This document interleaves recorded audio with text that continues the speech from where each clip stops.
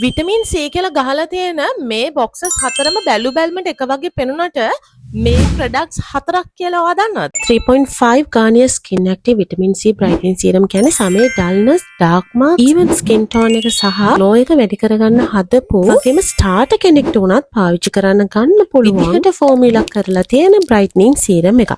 මේකේ තියෙන ප්‍රධානම ingredients තමයි niacinamide, vitamin C සහ salicylic acid කියන්නේ. niacinamide සම bright කරන්න, acne marks අඩු කරන්න, C කියන්නේ glow එක වැඩි කරගන්න, dark spots, light pigmentations වලට help කරන හොඳ antioxidant. ඒ වගේම salicylic acid කියන්නේ වගේ open pores clean කරන, skin texture එක smooth කරන්න වගේම prone oily skin එකකට ගැලපෙන හොඳම ingredient එකක්. 4% Garnier Vitamin C Brightening Serum with Melacil.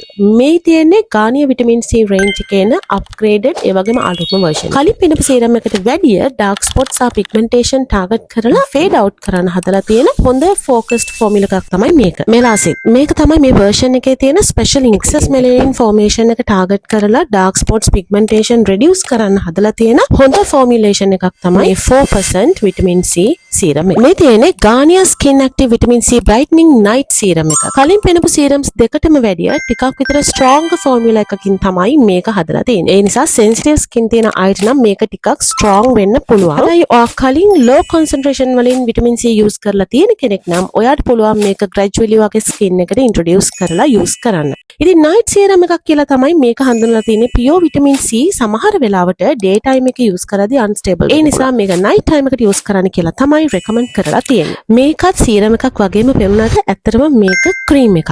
මේ තියෙන්නේ Garnier Skin Active Vitamin C UV Brightening Daily Cream with SPF 30. Vitamin C moisturizer එකක් ඒ වගේම sunscreen type එකට හදලා තියෙන hybrid version එකක් තමයි මේ තියෙන්නේ.